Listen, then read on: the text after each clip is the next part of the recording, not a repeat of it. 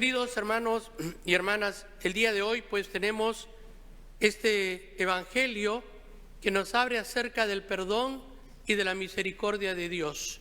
¿No? Es una de las piezas maestras que podríamos decir de las parábolas, ¿no? Hay muchas parábolas, pero esta es una de las más hermosas, ¿no? Que es acerca del hijo pródigo. Pero yo no sé por qué simplemente la centramos en el hijo pródigo, porque por ahí hay otro hijo, ¿eh? Yo diría que el hijo, no sé, rebelde, el hijo amargado, el hijo descorazonado, el hijo frustrado, no sé cómo llamarlo, porque vamos a revisar un poco estas parábolas, porque hay dos hermanos aquí y hay un padre, ¿no? Un padre que es herido en principio por el hijo, ¿no? ¿Qué es lo que le dice el hijo al comienzo, ¿no? Padre, dame la parte de la herencia que me toca. Y les repartió los bienes. Miren, ¿qué le está diciendo el hijo menor? Padre, la verdad es que ni siquiera puedo esperar que te mueras. Dame la plata ya y me desapareceré de tu vida, ¿eh? Es bravo, ¿no? Que un hijo le diga eso. ¿Cómo se puede sentir? Es como que le clavaran una espina en el corazón, un clavo adentro, y clavo todavía ardiendo, para que duela, porque así pasa, ¿no? Entonces, eso es lo que le estaba diciendo el hijo menor, dame la plata, pero dice, se la repartió a los dos, le repartió y les repartió los bienes, no a uno, a los dos. Y ahora, ¿qué pasa? El hijo menor se fue, dice, y se fue a una tierra lejana, ¿no? A una tierra lejana. Y en esa tierra lejana él vivió una vida disoluta, ¿no? ¿Qué quiere decir una vida disoluta? Pues no la vivió muy santo, ¿no? Simplemente gastó todo el dinero, no nos explica exactamente cómo. Disoluta, una vida sin preocupaciones, una vida, no se sabe si de pecado, pero probablemente la desperdició toda. No tenía dinero. Y vino, dice, una gran, ¿cómo dice? Famine, sequía, ¿cómo es esto? Hambruna. Una gran hambruna, famine, sí.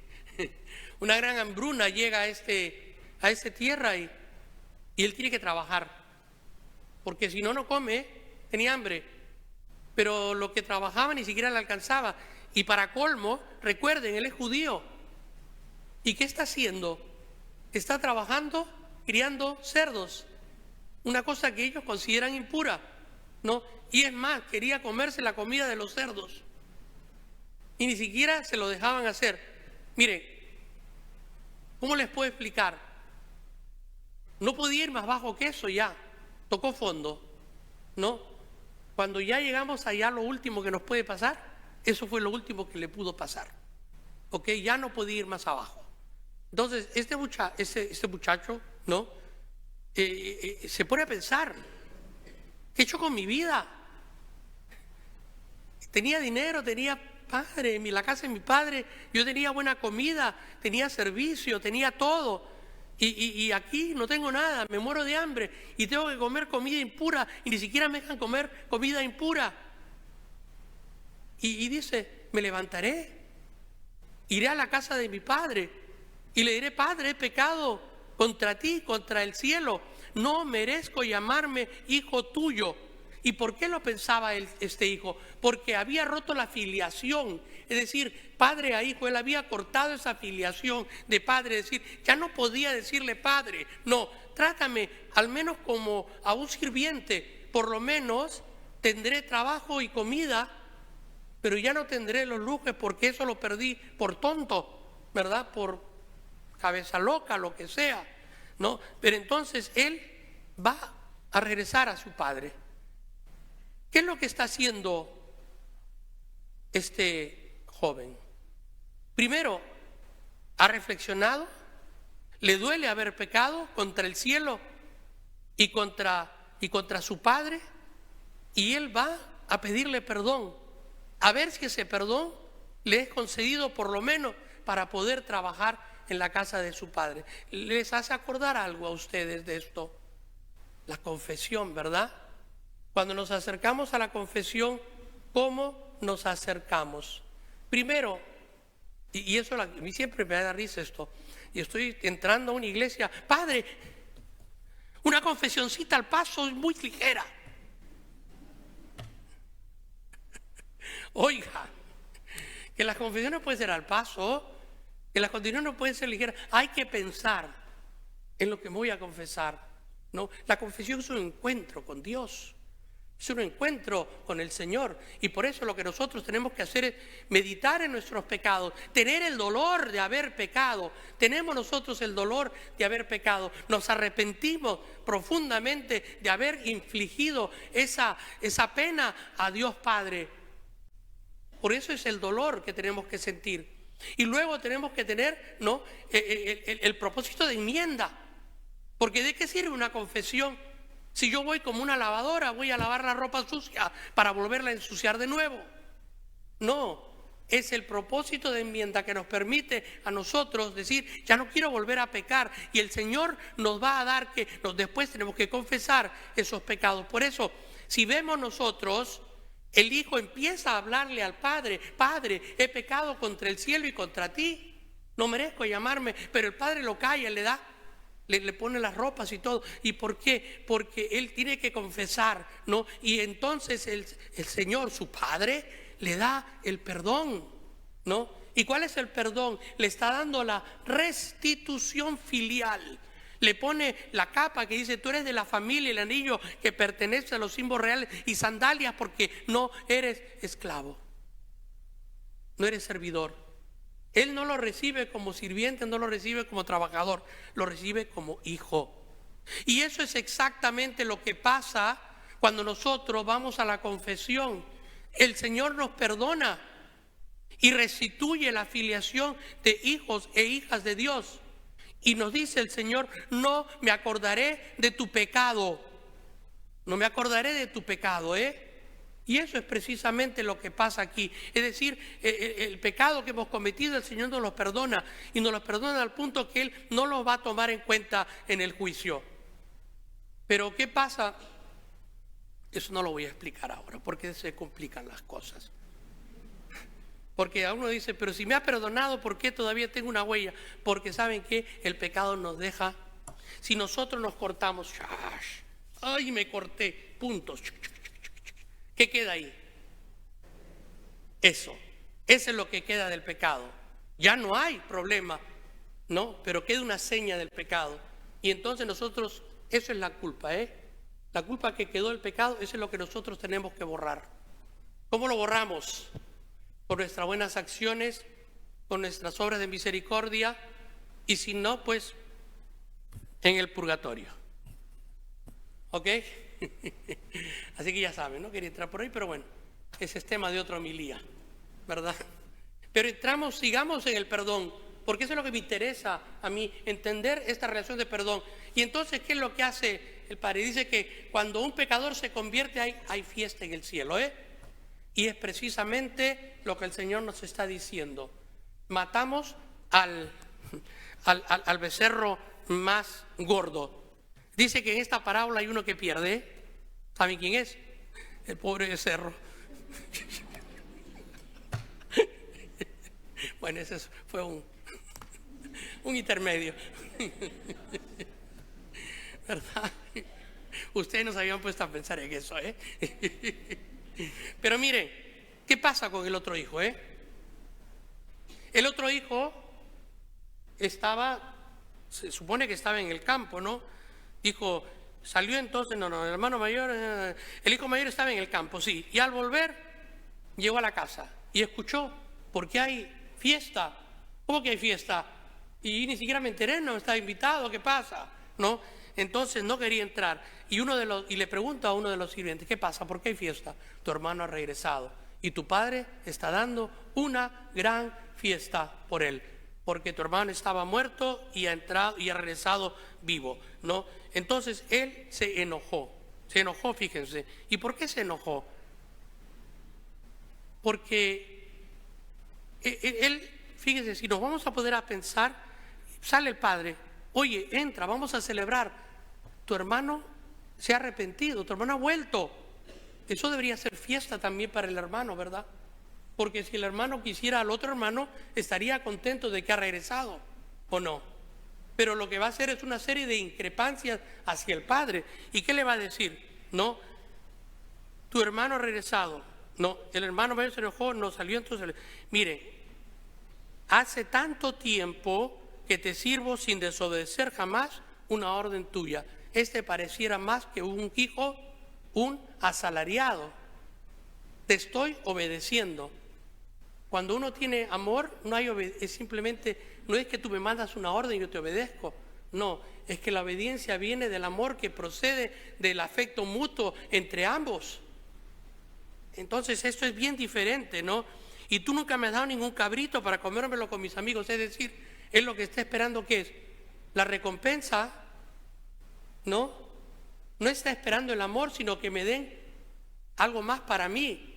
Y después que dice, pero eso sí, y esto sí, ese hijo tuyo no es hermano mío, es el hijo tuyo, porque yo no puedo tener filiación con él.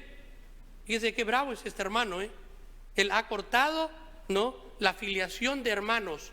No, él es tu hijo, no es mi hermano, ¿ok? Ese hijo tuyo que despilfarró tus bienes con malas mujeres. ¿Quién ha nombrado malas mujeres? El hermano. El hijo no, ni la parábola, ni nadie, es él que le está diciendo con malas mujeres, ¿ok? A veces dice que el culpable habla por su boca, ¿no? Y tú mandas matar al becerro gordo. No, fíjese, esta parábola, el Señor le dice, mira, tú siempre has estado conmigo. Y mire, aquí nosotros nos podemos reflejar en dos, porque nos podemos poner, somos el hijo pródigo que la hemos embarrado hasta completamente, ¿no? Y regresamos arrepentidos a la casa del Padre. O la otra es que siempre hemos estado en la casa del Padre, pero ¿cómo hemos estado en la casa del Padre? ¿Como hijos? ¿Como sirvientes? ¿Como empleados? ¿No? Diciéndole yo tengo más poder que tú. O no. Es decir, cuidado, porque nos podemos reflejar en estos dos, ¿no? Y el Padre le dice claramente, tú siempre has estado conmigo, todo lo mío es tuyo, ¿no? Y era necesario hacer fiesta y regocijarnos porque este hermano tuyo estaba muerto y ahora ha regresado a la vida. Miren, esta parábola no tiene fin. Es como dices, nosotros le podemos poner cualquier cantidad de posibles finales a esta parábola. ¿Y saben por qué? Porque si nosotros nos reflejamos en cualquiera de los dos, ¿qué es lo que pasa? ¿Entra el hijo mayor a la casa o no? ¿Usted qué cree? Si no entra, se perdió la salvación. Pero si entra, se arrepiente y entra en la fiesta de saber que un pecador se ha arrepentido. ¿Se dan cuenta? Entonces nosotros, ¿qué vamos a hacer? Entramos a la fiesta, nos quedamos afuera, nos quedamos renegando, le pedimos un cabrito para hacer fiestita por nuestro lado, o entramos al reino de los cielos. Esto es para nosotros. El final lo escribimos cada uno de nosotros. ¿Qué es lo que queremos hacer? Tengo pecados, me voy a confesar, me los guardo, me los callo, no me importa. No, es decir, aquí la parábola del hijo pródigo, como le digo, no es solamente del hijo pródigo, puede ser del hijo que por ahí anda, ¿no? Y quizás ese hijo que por ahí anda seamos nosotros. Quizás no hemos cometido tantos pecados como el hijo joven que le pidió la herencia al padre y se largó por otro lado. Quizás no hemos llegado ahí, quizás nunca hemos tocado fondo, porque el Señor siempre nos ha estado cuidando. Pero cuidado, que quizás somos aquellos que juzguen a otros. ¿Cómo le van a dar todo si éste recién entra a la iglesia? Si acaba de llegar a la iglesia, y yo que estoy toda la vida, que me he pasado la vida tirándome de golpes ahí y rezándome todos los rosarios y todas las novenas existentes. Y viene este que ni siquiera tiene mediodía y ya lo quieren hacer santo. ¿Ah? Cuidado, ¿no? Como dice, en la puerta del horno se quema el pan. Así que hay que tener humildad siempre. Hay que tener humildad para reconocernos que somos pecadores, que necesitamos de la misericordia de Dios, que no importa en qué estado de vida nos encontremos, que si estamos, mire, y yo les digo algo y siempre se los voy a repetir porque esto es fundamental. Mire, cuando nosotros nos consideramos que estamos muy santos, cuidado, cuidado, porque de repente estamos entrando en la soberbia, ¿no?, de pensarnos que somos santos y solamente santo es Dios. Y nunca vamos a agotar nosotros en esta vida la capacidad de mejorar nuestra relación con Dios y de santificarnos. Solo somos santos el momento en que ingresamos al cielo. Antes no, antes estamos en camino, y el camino significa una jornada que tenemos que caminar. Significa que en esa jornada nos podemos tropezar, nos podemos caer, pero siempre el Señor nos pondrá el bálsamo del perdón, el agua de la misericordia y de la bendición, para que podamos seguir el camino hacia nuestra santidad. Pero nunca nos podemos detener. Ese camino hay que caminarlo. Y ese camino nunca podemos pensar que ya hemos llegado. Porque cuando pensamos que ya hemos llegado, entonces sí que cometeremos el peor error de nuestra vida. Porque entonces sí que nos alejaremos de Dios, con nuestra soberbia y con nuestro entendimiento que no necesitamos de la misericordia de Dios ya. Hasta el último día. Y yo siempre les digo, cuando yo me muera, nunca piense que estoy en el cielo. Siempre pónganme en el purgatorio, para que me hagan misas, Y si ya salgo del purgatorio, pues las misas regresan a ustedes, Así que esto es importante, ¿no? Y yo le he pensado mucho esto. Nunca pensemos que somos tan santos que ya estamos en el cielo, porque entonces estamos pecando de la soberbia, Así que siempre la humildad por delante. Y escribamos esta historia, final feliz. Entré a la casa del Padre y el pobre becerro me lo comí también. Amén.